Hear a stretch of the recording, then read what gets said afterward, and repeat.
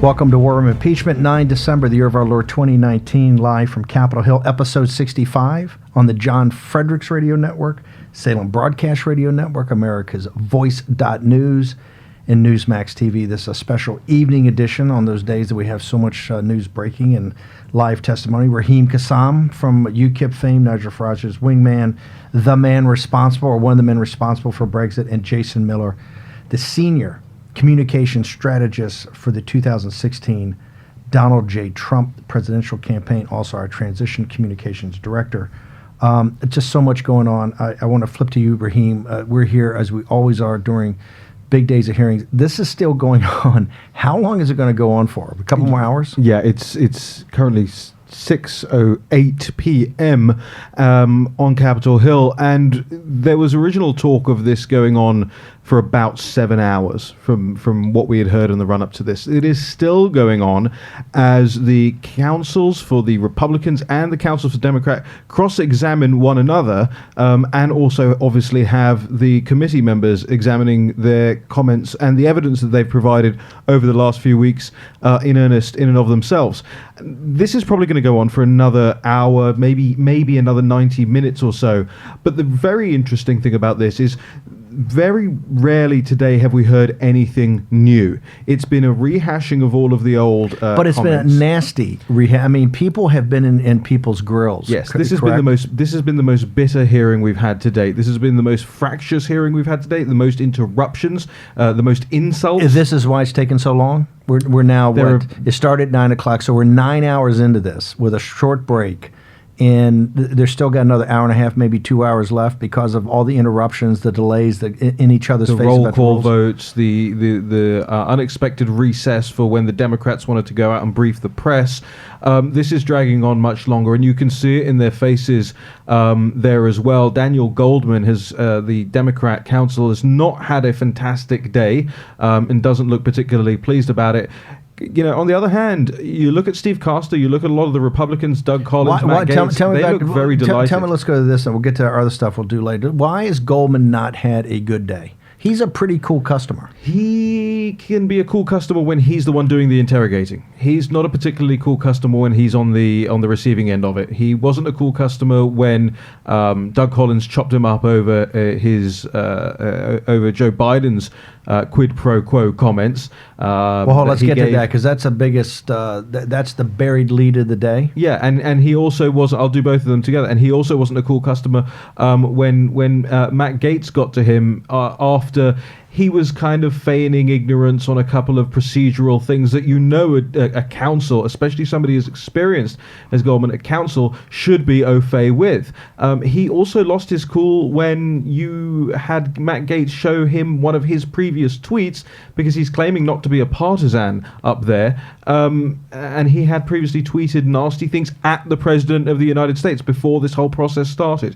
So he hasn't exactly covered himself in glory today. We have the clips if we're ready for them on those two things. Let's do it. So let's first hear from Matt Gaetz. First off, explain who is Goldman. He's a former U.S. attorney.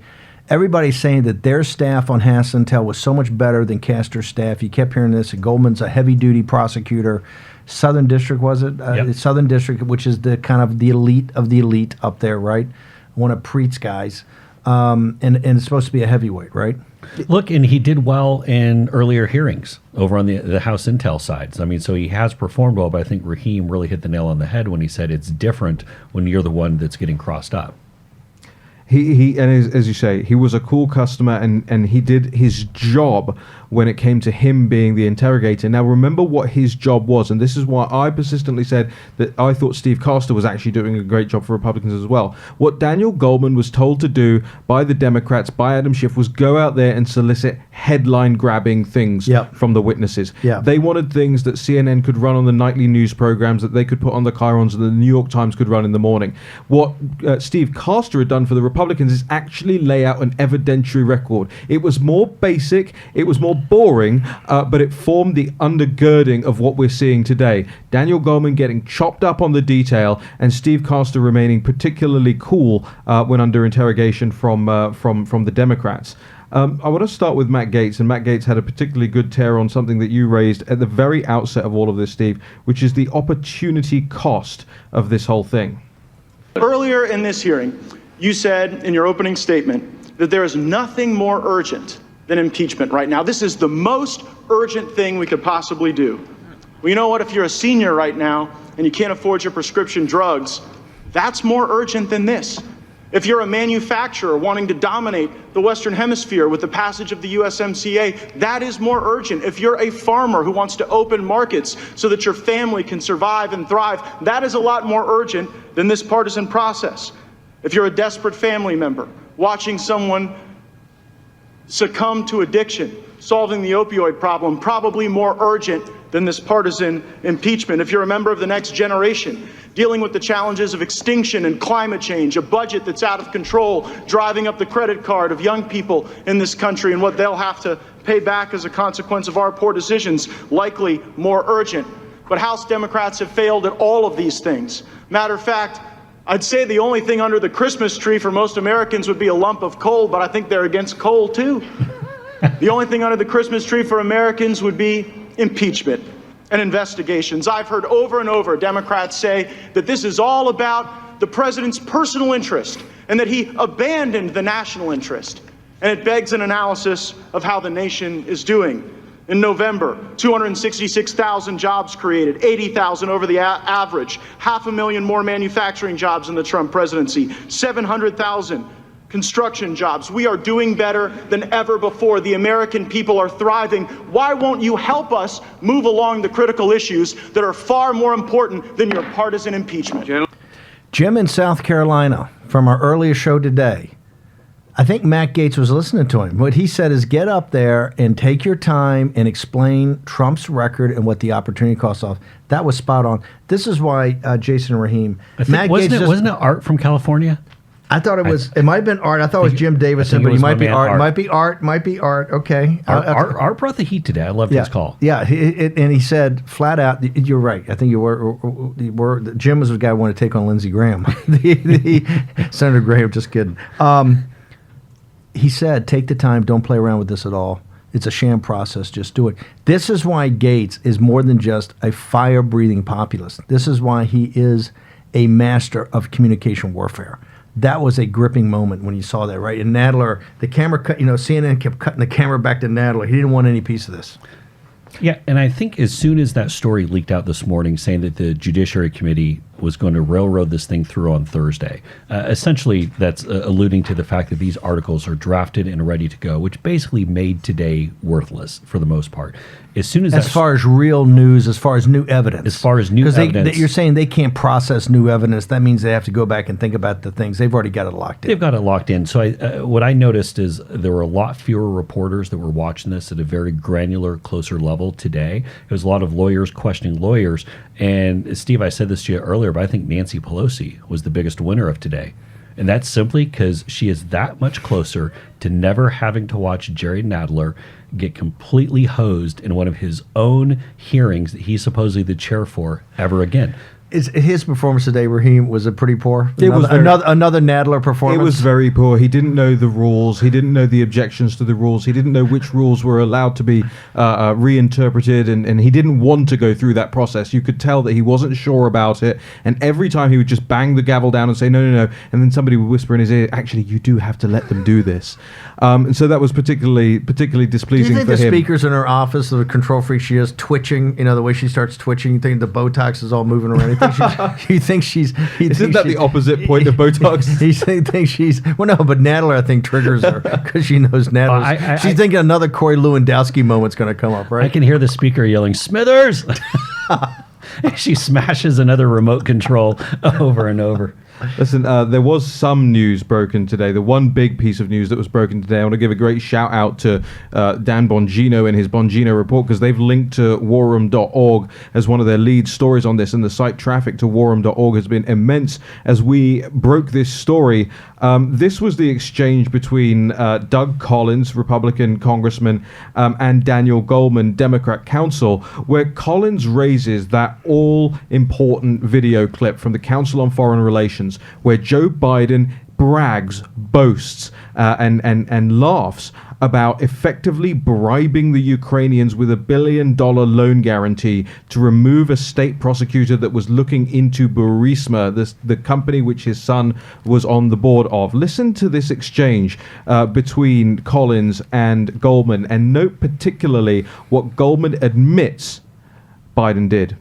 About the conversation of Mr. Biden when he asked and he said, I'm not going to give you the $1 billion. You know about that conversation, correct? You want me to read it to you, or do you know it?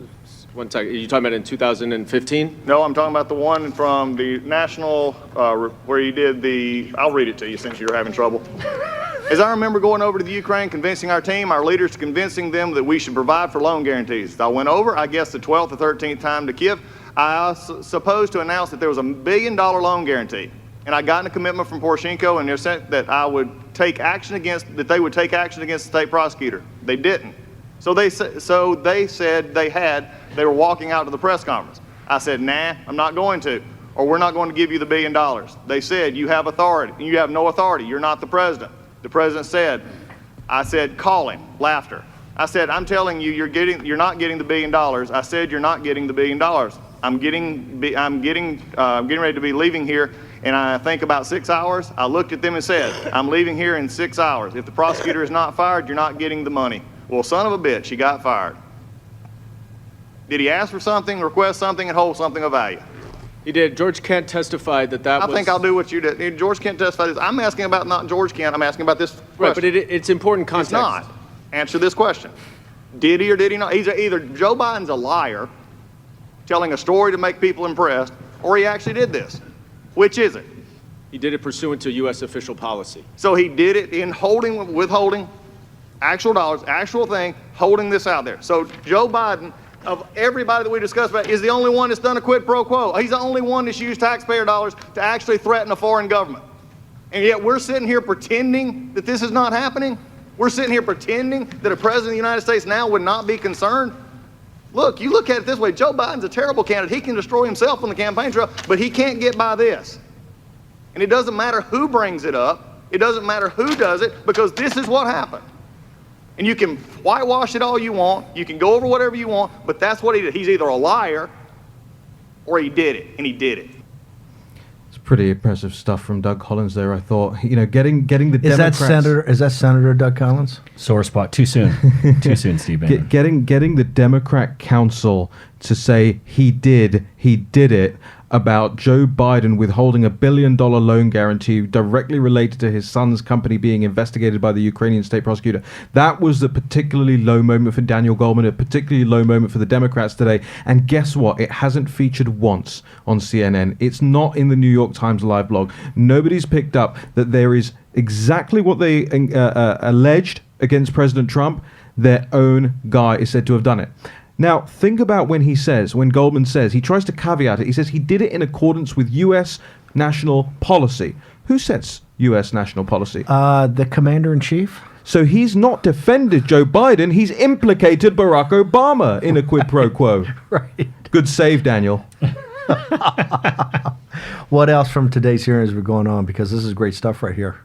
These are the big two flashpoints today. I think what we're going to see now is each camp retreats into its own corner. I think the Democrats have far more to worry about, and you're seeing more people out there now. There are more reports coming out from over this weekend, more town halls and more things going out there. CNN went out, I can't remember exactly which state it was. Pennsylvania. It was Pennsylvania, and they went out and they interviewed people as well. It was not good. They could not find people in support of impeachment. So this is getting worse by the day for the Democrats. This is why it's the forced march. And what we know right now, they're going to vote on Thursday, it looks like, on judiciary. That means all the work is done, correct, Jason? If they're going to vote on Thursday. It's done. It's wrapped up. And again, in addition... Because they would have to circulate this late tomorrow night to have a Thursday vote? Right. They've had these articles done for a long time. I mean, just to be very clear, maybe they may have, checked a couple of capitalizations. In the evidentiary pattern back of it, they put the article and they give you the evidence that gets to it, right? Correct. Yeah, this cake has been baked for a long time. But I think that, in addition to the CNN report that went to Pennsylvania, we also saw Congresswoman Spanberger, the freshman Democratic member from Virginia, that was getting jammed up at a... Oh, in Virginia 7, in the radio network of the John Fredericks Radio Network. definitely feeling the heat back home at these town halls, and this is being duplicated over and over and over. And the thing is, this is all organic. These are all folks back home say, you know what? This is not astroturfed. No, this is quit wasting our time and money and get back to what we actually elected you to go and do. Was this, Raheem, today, and we still got an hour or so to go, was this back to what Bill McGinley said, this is the war of attrition? This is who can grind each other the best? I think that's right. I think it's who can chop each other up the best for the cameras, effectively. I mean, today has been for the cameras, even though I bet you there are some Democrats now who wish the cameras weren't there. Now, the Republicans were typically armed with their silly little easels at the back with the boards on them. I don't think does them any favors. I'm not a fan of that. Yeah, I'm not a fan of it either. I mean, it's useful when you're trying to make a point, like hold a tweet up or something that you think is important. But to have Adam Schiff's face on the side of a milk carton that says missing, I mean, First of all, isn't that torture to the audience to make them look at that all day? it's also kind of childish, and I don't think it makes a point that couldn't be made in other ways. There were other people on the committee today who repeatedly said, "We want Adam Schiff to be here. Where's Adam Schiff? Why is Daniel Goldman letting Adam Schiff hide behind him in this hearing today? It should have been Adam Schiff." This was once again Gates. I mean, Gates had another standout. Gates had a standout day, correct? Yeah, another big day. And again, it's the point to follow up where Raheem was saying. It's Daniel Goldman isn't accountable to anybody. He's not. He wasn't elected by anyone. He's not. Some voted attorney into sounds a leadership. staffer. Right. Steve, one of the things in Raheem that I'd point to is the news coverage today is also followed up on essentially what we're saying or verified it. No new information, very little shown. CBS essentially said no new blows were landed. Jonathan Turley has an op-ed out, our constitutional scholar, the one normal professor from last week, the one who didn't manage to offend Melania Trump and Barron Trump or make the other crazy allegations to people. But he tweeted out 3 hours ago from his op-ed, "Frankly, when I look at this impeachment, I see a banana taped to a wall. As others coo over the power and evidence in the report, I continue to look around, scratching my head, wondering why others don't see the obvious gaps and conflicts." Don't eat the banana. That's a performance art. Destroyed that 120,000 piece of modern art. Why are you holding a picture of Hillary Clinton, Steve? I'm gonna get to that in a second. Don't jump my thing with my girl. Anything else on this today? This has been another. This is a bit. Listen, this will be looked back. This is a historic day. This has only happened a few times in American history. You had the full Judiciary Committee sitting, listening to evidence in a majority and a minority report to impeach a sitting president and to impeach a president in his first term, to basically kneecap him so that try to remove him from office within a year of an election. Is there, given that standard, that history, give me your guys' assessment of how this has gone so far. I think it's been disastrous for the Democrats. And a lot of this goes into the fact that Pelosi drug this thing out for way too long. And the negative information flow, what they seem to have on President Trump, is quickly turned back around on the Democrats, because I think what we're seeing is the American public is just tired of the constant squabbles going on in D.C., but now they're starting to point to the Democrats and saying, you know what, actually it's your guys' fault.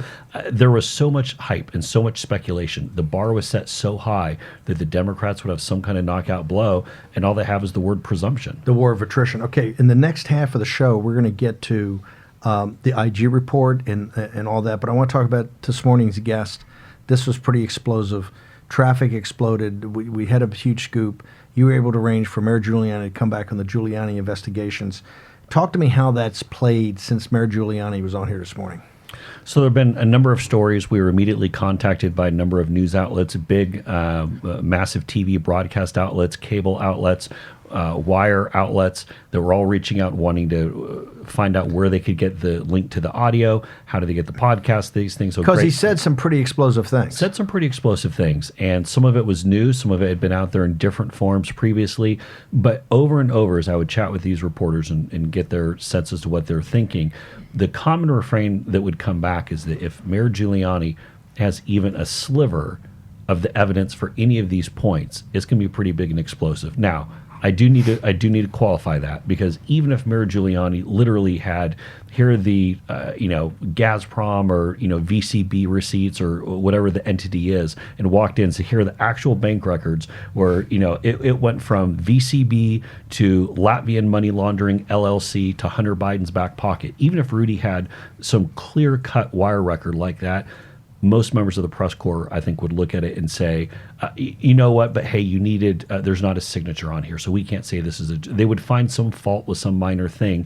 They're never going to let him get his head above water, but that doesn't mean that Mayor Giuliani shouldn't continually push this. One of the things, the lesson I think that we've taken away from the Peter Navarro interview on Sunday, which he had a full hour with you to go through the economic plan of President Trump, and Rudy today, even though it was 20 minutes, but you allowed him to actually make his case, is that, and this is what I hope with Mayor Giuliani, when he puts this out, we give him some time and let him walk through it. I mean, he's still, he was the head of the Southern District when they put away the 5 families, when they put away Mike Milken and the Wall Street guys. I mean, this is a heavy-duty prosecutor. He is, and Steve, I spent an hour on the phone with Mayor Giuliani last night, and then obviously we had the interview today, and he is as tight on details and as sharp and as focused as I've ever heard him. And I've been around Mayor Giuliani for 12, 13 years now, and he's on point. I mean, he is dead set that he has the right goods. Can he back this up? If he can back it up, like I said when we were doing the show this morning, it's pretty explosive. Raheem brought the point. A lot of the stuff has been out there and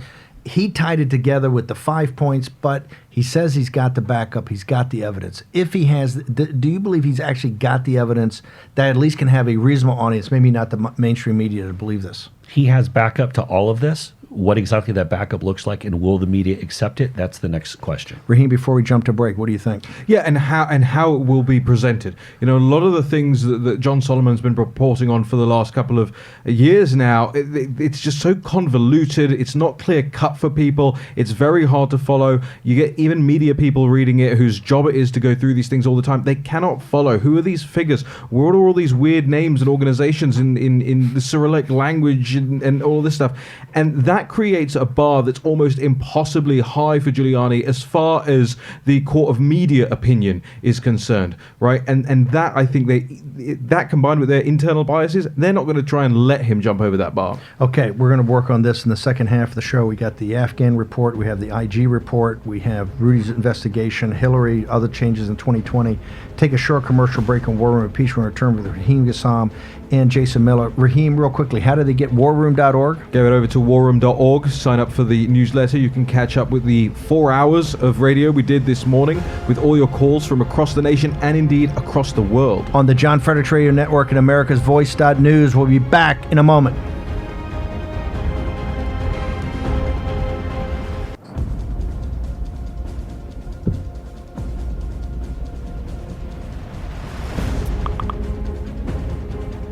War Room, Impeachment, Bannon, Miller, Kassam. Here's your host, Stephen K. Bannon. Welcome back to War Room Impeachment, 9 December, year of our Lord 2019, episode 65, the John Fredericks Radio Network, the Salem Broadcast Radio Network, America's Voice.news, and Newsmax TV. Let's go right to, we got so much to cover here. The hearings are still going on. Raheem and Jason are with me. Raheem, you have Gates. I think this dramatic, he was going at it today. The brother was on fire. One of the other standout moments from today was when several people, including Matt Gaetz, were questioning Daniel Goldman, Democrat counsel, as to why he was the one sitting there answering the questions and not Adam Schiff, not the man who compiled this report, not the man whose job it is to push this and advance these arguments, not a man who was elected anyway. Let's hear what Matt Gaetz had to say. Could I respond? Are you trying to say that I? What are you trying to say? What is the implication here? But by the way, I didn't give anything close to $1 million remotely, so I don't know. The implication is we want Schiff in that chair, not you. The implication is the person that wrote the report is the person that should come and present it, and you weren't elected by anybody, and you're here giving this testimony in place of the chairman. I hope that clears up the implication. The gentleman does not have the time, and the gentleman has been warned before. He cannot simply yell out and disrupt the committee. The gentleman, Mr. Collins, has the time. I left that bit in at the end intentionally. Oh, no, Just- it's just, genius. you know, Jerry Nadler looking baffled, confused, and dazed by Matt Gaetz jumping in there and He's like jumping a down cartoon. the He's neck like of a Daniel cartoon. Goldman. He's like a cartoon character out of a Warner Brothers. You know, something like a Roadrunner, right? No, I mean it's like you will not. You know, and Gates is already. Well, was it Collins today that said bang the gavel harder? It's people have said that a couple of times. They're like, go ahead, bang the gavel harder. You know, he's like, order. And you know, seriously, this goes to the point, and you know, my litmus test for these things is always what CNN is leading with on their website, because it tells you where the narrative is going, where the mindset is on this. The lead story on CNN.com right now is Republicans scramble to thwart impeachment. That means nothing moved forward. No balls were moved forward or advanced as far as the Democrats were concerned. This is CNN now going, oh dear, we are losing grip of this process. As Mitch McConnell and Lindsey Graham watch this today, do you think they support Matt Gaetz being part of the legal team of President Trump, or you think it's maybe a little too hot? Oh man, he's not getting invited to lunch anytime soon by folks over on the Senate side. But you know what? That's why we need Matt Gaetz over in the Senate. We took 3 hours of Voice of the People. I mean, all of them were on Lindsey Graham. They want a full trial. They want Trump. I mean, they want Matt Gaetz. They want Lee Zeldin. Those are the attorneys they want. Right, and the great thing about Gaetz, and we've talked about this a couple of times, is not only can he be the flamethrower, can he bring the absolute heat when need to drive a point. Pretty damn smart strategist. Yeah. I mean, Matt Gaetz is someone. There's a reason why I referred to him as Speaker Gaetz when he came in studio that one time. I mean, the way that he thinks through things, he's very similar to the president, and he has a good sense of where the base is and what's going to drive news and what buttons to push. And I've really, my respect for Matt Gaetz has really grown as we've gotten to know him here. Well, also he'd rather beg forgiveness than ask permission. That's what this was. Hey, it's not your time. Bang, bang. Yeah. You know, Points already out there. It's even and points out there, and it's more dramatic. It's dramatic on TV, and it's certainly dramatic on the theater of mind that is radio. There's just one more thing I'd like to play before we pivot maybe to the IG report or whatever it is else. And that was the moment where, again, Doug Collins is not sponsoring me today, but Doug Collins was quizzing Goldman over how and why phone numbers, phone logs, and the metadata from phone calls were included in the recent majority report. And I think there was an incredibly telling moment where Daniel Goldman doesn't seem to be ready to answer a question like that. So I'd like to play it for you. And then you decided to play match game. You found numbers that you thought were like, some of them actually didn't exist because they claimed that they were for the White House Budget Office, and they were not. So we're throwing stories out there because nobody was out there acting. So I go back to my question. Are you going to go on record in front of everybody here today and say that you will not tell who ordered this, you or Mr. Goldman? Mr. Goldman, you or Mr. Schiff? I am going to go on record and tell you that I'm not going to reveal how we conducted this investigation. And that's the problem we have with this entire thing. Mr. Schiff said behind closed doors. I can tell you what the importance is. I'm done with you for right now. How can that possibly be? I thought the whole purpose today was to go through the investigation. Well, and again, I mean, this was a no, you didn't moment from Congressman Collins. But the thing is, because these are the tough things to war game. Some of the cross points here, what you do. And this is why people who look good on paper, think back to the professors that we had last week. When you had Carlin, when you had, there's the one guy we didn't remember, and then the guy with the... Feldman. And Feldman, right. Keep in mind, I'm sure on paper, to some extent, they look good, but then they get in there, and they will. They're not used to the crossfire, not used to getting punched. It's a different environment, and I just don't think that they prepared for it. They're probably looking at saying, okay, we got Robert's rules down. Well, actually, Nadler didn't even have that. But they're like, we have our arguments all laid out. And Collins and the rest of the judiciary members have done an A-plus job of figuring out how to distract, detract, throw the refrigerators on the train tracks, and expose the complete fraud the Democrats are pushing here. Devil's advocate, or just a follow-up to that, how do you go in as a top lawyer on an impeachment trial, the most important thing going on as far as domestic politics is concerned right now, one of the most historical events? How do you go in there and not realize that you're going to be asked a question about phone logs that you've solicited before the public hearing started? They had to get these phone logs before, remember, and you don't know that you're going to get quizzed on that, and your answer is, I'm not going to tell you how we conducted this investigation, what do you think every average American who's watching that moment is thinking?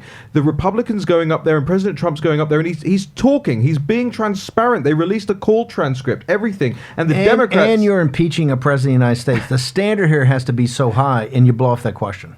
Right. And I mean, and this is something that being in that prosecutor spot, being in the person who's asking all the questions is different when it gets turned around.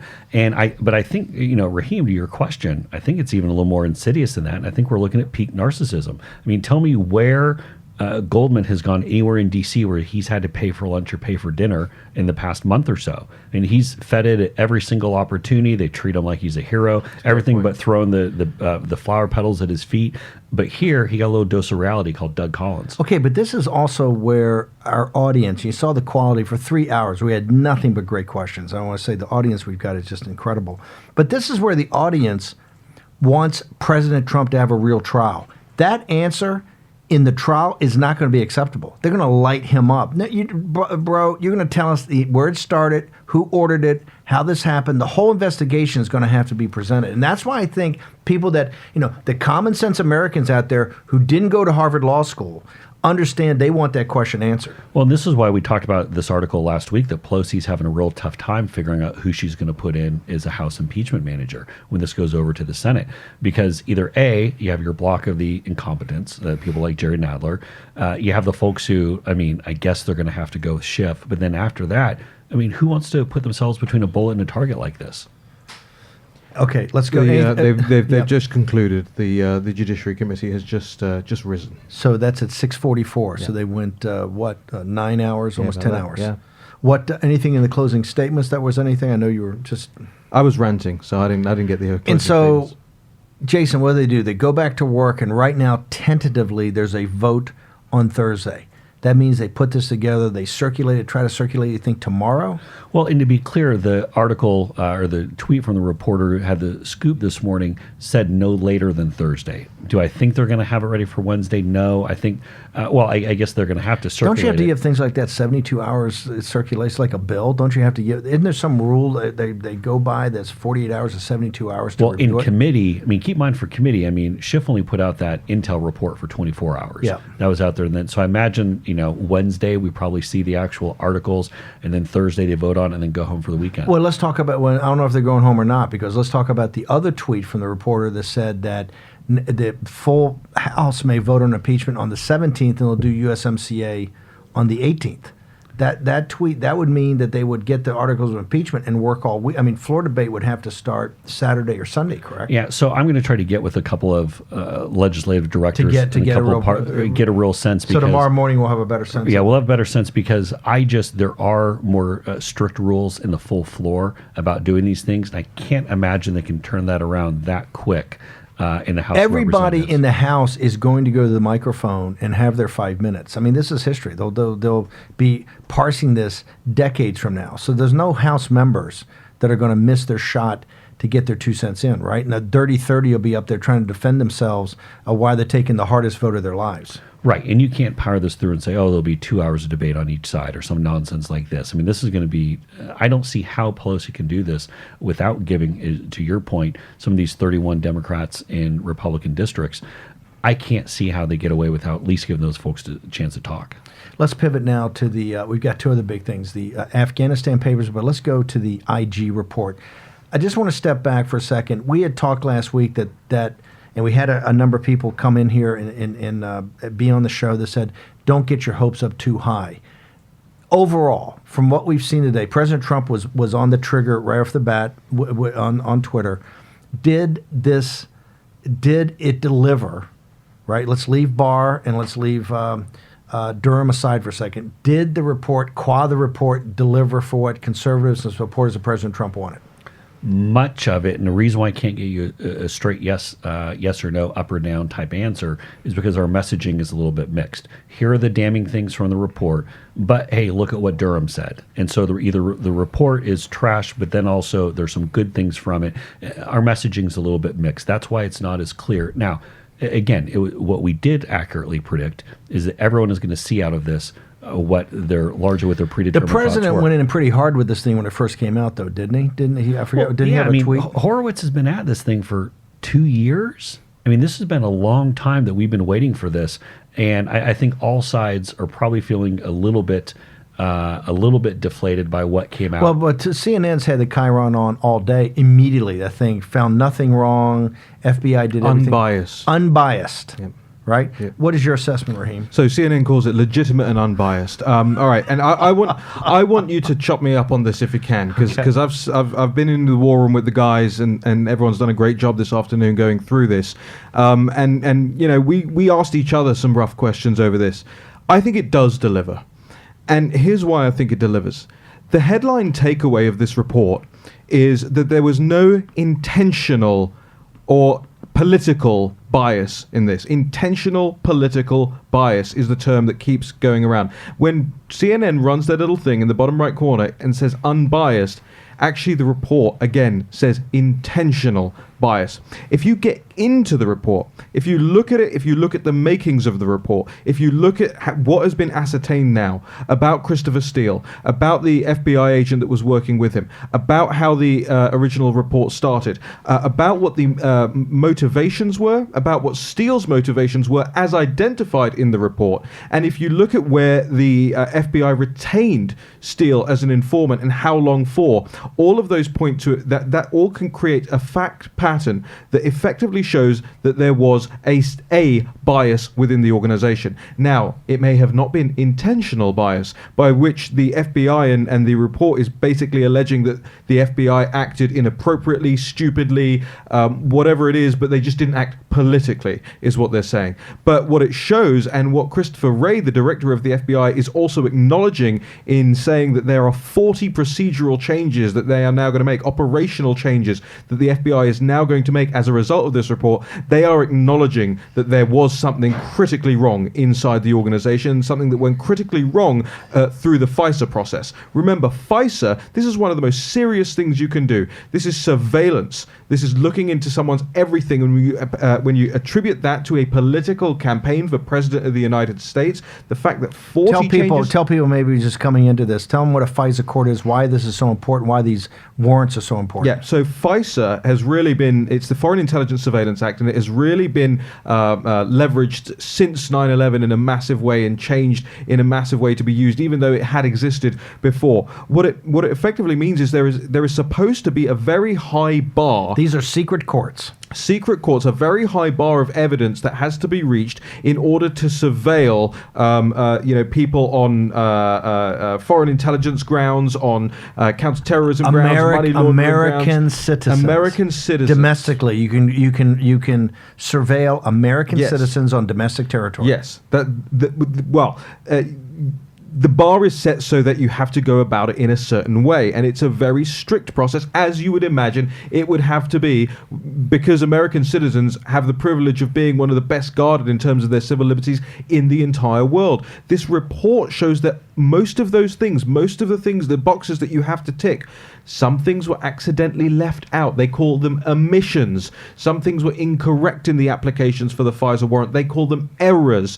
And I think if people manage to get through the 500 pages, and you're seeing it now from conservative news outlets especially, going through the report and pulling out the interesting stories. You know, The Federalist has some great reporting on this. Hot Air has some incredible reporting on this. And people... You're going to aggregate this all up and on we're getting it all on warroom.org. And we've been doing our own reporting on this today. When you do go through this report, you see, okay, I can buy the fact that effectively what this report is saying is that a bunch of FBI people messed up, but there's no saying they didn't mess up. Is this systemic, or is this a couple of bad actors, or is this a problem institutionally with the FBI getting involved in domestic politics? Oh, I mean, but if you have 40 operational changes that you have to make, then this is a systemic problem inside the organization. This is not one guy goofing, right? This is not how it was leaked a couple weeks. And by the way, you see the way the media works in the information war. You leaked it about the reporter, about the lawyer a couple weeks ago to Ben Smith. It's already been talked about. It's a junior level lawyer, bad guy. That's all you got to see here. Well, what I can see from this is that a lot of it comes down to matters of trust. Trust that they had in some people that trusted their colleagues when they shouldn't have. They should have second checked their work over and not accepted their findings and taken that forward. Some people trusted the FBI's sources who maybe couldn't be trusted, and the report itself goes into detail on how someone like Christopher Steele was already on their red flag radar of people that they shouldn't work with, and yet they worked with him anyway.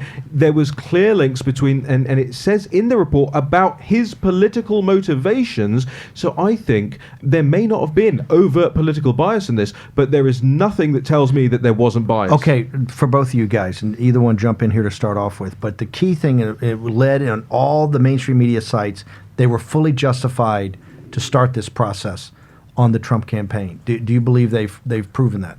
No, not at all. Because if you're going to say that this information that came from George Papadopoulos was able to launch this whole thing. Now, and we were, some of the folks in the war room were, they're having a good conversation about this earlier, but you cannot look at George Papadopoulos 100%. and say, wait, this guy has the keys to the kingdom. Give me a break. It's a joke. It's a joke. It's a joke. Yes. This is the guy, when Corey and those guys put the thing out that day, when I called Corey back in March and said, when I was at Breitbart, I said, what are you doing here with this list? Papadopoulos is one of the guys. I said, this is the guy's got the UN Student Council, whatever it is, on his resume. No serious person in the FBI and counterintelligence and anywhere related to national security could take George Papadopoulos as a serious player. No, and he shouldn't even been invited to some foreign conference in the first place. Like, it's one of those. I mean, he wouldn't be qualified to like put together the lanyards to let people into the conference, let alone to go and actually be. When the American citizens, as we summarize this, and you get all the links to the Federalist and Town Hall and all the Hot Air, all the other people out there doing great work on this. What is the average citizen, the type of person that called into the show today, what are they going to think, Raheem, when they've read all of that? Look, I somewhat disagree on the Papadopoulos point, because I think, there are so many places where the FBI has bungled previously, whether it's terrorism operations, counterterrorism operations, domestic shooter incidents, all of these things. And after the fact, it comes out, they had a lead that they didn't follow. So I'm never going to say that the FBI shouldn't follow all leads, right? But there's one thing of following a lead, another thing of getting a formal investigation. That's the point. It should have stopped immediately after Papadopoulos was looked at, and immediately after they ascertained that, hey, this guy, he's talking to who in Rome, and what source network does that guy have? It's a total nonsense. That's where it should have ended. I don't blame them for looking, but that's where it should have ended. Then you get into it and you look at the detail in this report, and I want to read you just one thing here. Steele's handling agent told us that when Steele provided him with the first election reports in July 2016 and described his engagement with Fusion GPS, it was obvious to him that the request for the research was politically motivated. The supervisory intelligence analyst who supervised the analytical efforts for the Crossfire Hurricane team. So they ascertained already that Christopher Steele's motivations were political in nature. And as far as I'm concerned, that relationship should have ended right there as well. Back in July, but they kept a relationship up until December. And that's the problem. The biggest problem with the IG report is there aren't any fingers pointed. There isn't anybody who's identified as having made these mistakes. As a result, no heads will roll. Nobody's going to get fired. Nobody's going to get demoted. There are problems systemic inside the FBI, and those things ain't going to change. Is the purpose of the IG report to do what Raheem said, or is that the purpose of what Durham's doing with this either grand jury or the formal investigation going on, the criminal investigation going on by the Department of Justice? And that is why we got a couple minutes here. Is that why Barr and Durham made themselves part of the story today on purpose? Well, I think they wanted to say that this isn't the full story, that this is what Raheem just said. Yes. There's no accountability, there's no criminal referrals, none of that. That's what I don't know. I don't know if Durham's going to come with actual criminal referrals. I think it was very much an inward looking. But what I meant by that is that Durham is saying, I'm looking at other intelligence. I'm looking at things outside of the FBI and or the DOJ. I'm looking at international contacts, all sorts of different sources here. But Raheem was exactly right when he said that no names were pointed out, because whoever it was that took a look at that and said Christopher Steele has admitted this is political intelligence, i.e. an Oppo report that is going to lead to an investigation of a major party candidate for president, and they allowed that to go forward. I want that person identified, and I want them fired. You know what the worst thing is? Imagine she had won, and none of this would have come out. We wouldn't know about these systemic problems inside the FBI. Yes. There wouldn't be a renewed look at FISA and what it actually means for U.S. citizens. And you think this is what Rand Paul, a lot of the civil libertarians, this is kind of a collection of people on the right and the left that have been very worried about this whole thing, the Patriot Act, all of this, for now 2 decades. You think this is going to bring this in high relief? This should be a major review of how FISA works now, and whether or not we are going to allow for these things to happen. You've got to look at what Attorney Durham says. He says that he is now going to look at both inside and outside the U.S. evidence collected to date on this stuff. We've gone so far today. I'm not going to have a chance to get to. We'll do Bob Kerry. We'll do my Bob. We do Bob Kerry. Bob Kerry said this morning on Maria Bartiromo, I've got to get a noon nightlight because the ghost, the boogeyman of Hillary Clinton, stalks Steve Bannon at night. The poll that comes out today from Harvard Harris, one of the top pollsters, Hillary Clinton leading the Democratic primary. We got about 36. It's happening. It's happening. Do you think there's any chance she doesn't jump in? Oh, I think she's going to jump in and be the Democratic nominee. This is crooked season. This is going to be Ali Frazier Part 2, right? The rematch. So I 100% agree. She's coming in now. Bloomberg's trying to elbow his way in there. Okay, tomorrow morning at 9 o'clock, War Room. Go to what we're going to have on the site overnight. You got to go to Raheem. Yeah, we're going to have all of the details on this IG report, more of what's coming out of the Judiciary Committee, obviously the Hillary Clinton stories and the polling over at warroom.org. And we want you, as a result, to subscribe to the email newsletter and the podcast. Make sure you're catching up with everything, because everything you need on the impeachment process is at warroom.org. And we have Senator Braun tomorrow here from Indiana. It was so great a couple of weeks ago. He's going to join us tomorrow. Yep, in studio, 9 a.m. Senator Mike Braun from Indiana. He's great. Okay, it looks like we're 48 hours to 72 hours from voting on the Judiciary Committee of articles to impeach the President. Stephen K. Bannon, War Room, impeachment. We will see you tomorrow morning live, 9 a.m. to 10 on all of our stations.